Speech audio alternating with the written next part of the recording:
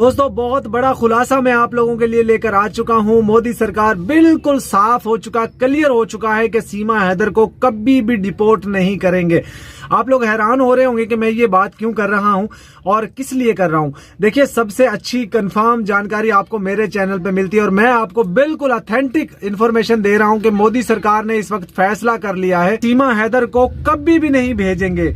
और वजह क्या है वो मैंने आप लोगों को बता दी है। एक बलोचिस्तान के अंदर फितनतुल हिंदुस्तान नाम कुछ चंद लोग हैं जो बलोचिस्तान में हालात खराब करने के लिए तुले हुए हैं और वो सपोर्ट करते हैं इंडिया वाले। उनको मोदी सरकार सपोर्ट कर रही है, उनको फंडिंग करती है, उनको सारी चीजें प्रोवाइड करती है, पैसे देती है, उनको हथियार देती है और वो पाकिस्तान का अमनो अमान खराब करते हैं।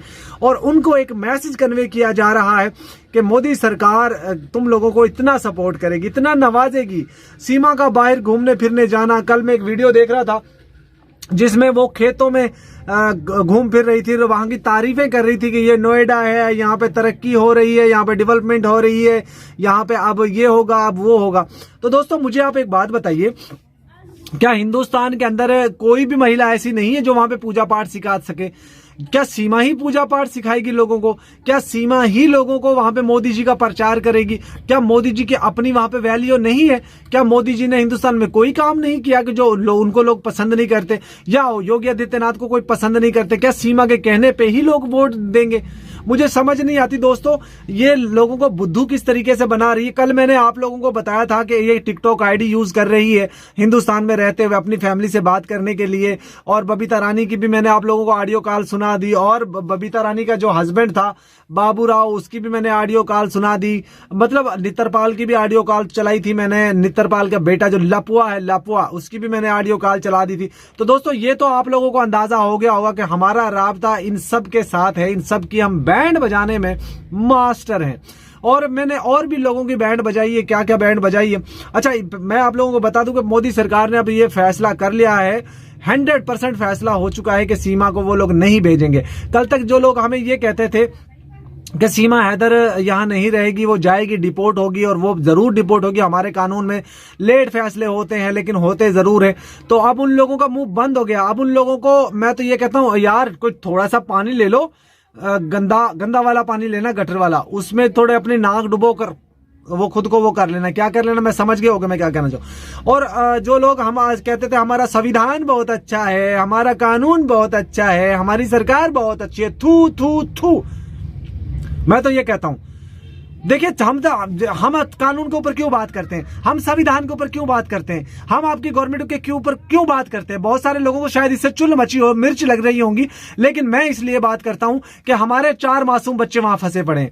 अगर हमारे बच्चों को या तो उनको जासूस करार दे दें, उनको जेल में डालें, या उनको निर्दोष करार दे दें और पाकिस्तान डिपोर्ट कर दें, तो हम जब तक हमारे बच्चे, और हम हुकूमत को, सरकार को, उनके वहां के संविधान को इसलिए कोसते हैं कि हमारे बच्चों के लिए कोई फैसला नहीं लिया जा रहा है।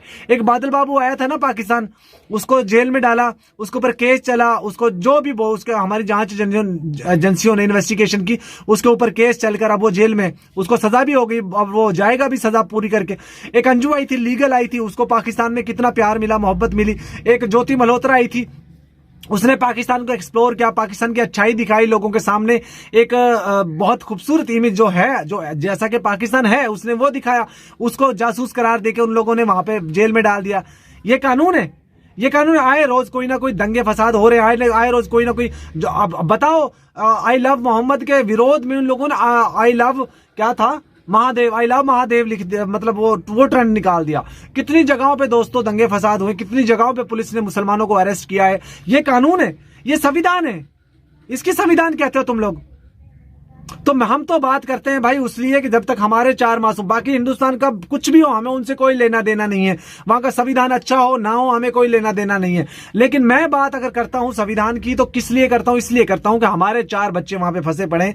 अगर हमारे 4 बच्चों के लिए फैसला नहीं लिया जाएगा तो हम इसी तरह मोदी सरकार को, संविधान को, उनके कानून को कोसते रहेंगे, चाहे किसी को अच्छा लगे चाहे किसी को बुरा लगे, हम उस वक्त तक कोसते रहेंगे। बस हमारे 4 मासूम बच्चे हमारी तरफ लौटा दिए जाएं तो हम इनके ऊपर बात ही नहीं करेंगे। ये हमारा स्पष्ट ऐलान है।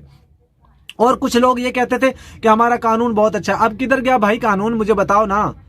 क्या एक वीडियो देख रहा था दोस्तों, एक मुस्लिम लड़के को जबरदस्ती उससे वो वहां एक मूर्ति के सामने पूजा करवाई जा रही थी, सजदा करवाया जा रहा था, फिर उससे जय श्री राम कहलवाया गया, जबरदस्ती उसको तिलक लगाया गया। बेचारा क्या करता, 8-10 गुंडे मिलकर एक लड़के को डराएंगे तो वो डर नहीं जाएगा?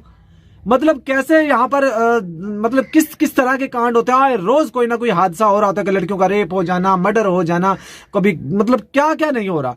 अब दोस्तों हिंदुस्तान की असलियत पूरी दुनिया के सामने ओपन हो चुकी है। अमेरिका ने हिंदुस्तान से कतई ताल्लुक हो गया, दुबई हिंदुस्तान से कतई ताल्लुक हो गया, सऊदी अरब हिंदुस्तान से कतई ताल्लुक हो गया, रशिया ने हिंदुस्तान के मुंह पे तमाचा मार दिया, ईरान ने हिंदुस्तान के मुंह पे तमाचा मार दिया, तुर्की ने हिंदुस्तान छोड़ दिया, और अमेरिका ने तो जिस तरीके से, यकीन मानिए दोस्तों, अमेरिका के मुंह, इंडिया के मुंह पे तमाचा मारा है ना, मतलब वो एक देखने वाली बात है। ये कहा गया जाए कि अब कोई भी हिंदुस्तानी अमेरिका में काम नहीं कर पाएगा, तो ये सच है।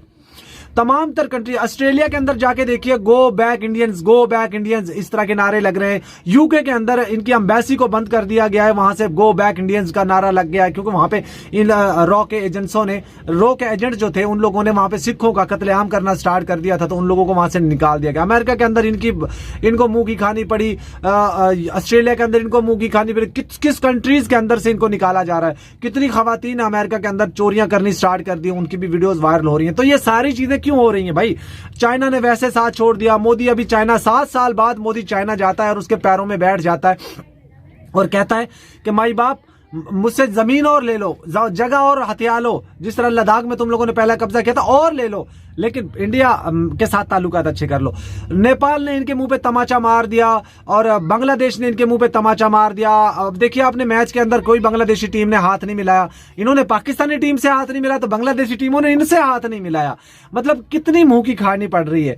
हर तरफ से जलालत, रुसवाई इनके मुकद्दर में आ चुकी है, और वो सारी के सारे क्रेडिट जाता है मोदी को, क्योंकि मोदी ने ट्रंप का मंदिर बनाया था वहां पर और पूजा पाठ शुरू कर दी थी। माय डियर ट्रम्पो, माय डियर फ्रेंड ट्रम्पो, अब क्या होगा? बहरहाल दोस्तों, हमारे जब तक बच्चे नहीं भेज दिए जाते हैं वापस पाकिस्तान, हम इसी तरीके से इनको लथाड़ते रहेंगे। सीमा याशियां कर रही है, घूम फिर रही है, बाजारों में जा रही है, गलियों में जा रही है, दिल्ली जा रही है, कभी अयोध्या जा रही है, कभी वो किसी बड़ी धार्मिक जगह पे जा रही है, कभी वो किसी दरगाह की सैर करने जा रही है, कभी वो किसी मंदिर की सैर करने जा रही, कभी वो किसी ताजमहल देखने जा रही है, दिल्ली लाल किला देखने जा रही है। कोई उसको पूछने वाला नहीं है, कोई उस पर एक्शन लेने वाला नहीं। जितने वकील आए थे उनको भी डरा धमकाकर खामोश करवा दिया गया, विनय सर को खामोश करवा दिया गया, मोमिन मलिक जी को खामोश करवा दिया, चाहे वो बोले चाहे मत बोले, लेकिन हकीकत यही है, सच यही है। मैंने विनय सर से बात की थी, उन्होंने मुझे बताया कि नहीं नहीं ऐसा नहीं है, आपको किसी ने गलत इन्फॉर्मेशन दी है।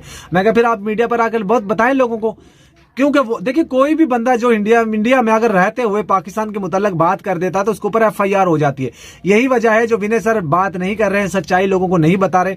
और मैंने आप लोगों को पहले ही बोल दिया था, वो कहेंगे कि हमने अपना काम कंप्लीट कर दिया है, अब अदालत का फैसला आने वाला है, जब अदालतें फैसला देगी तब सीमा का केस लगेगा। तो दोस्तों, वीडियो को यहाँ पे एंड करते हैं। Good bye.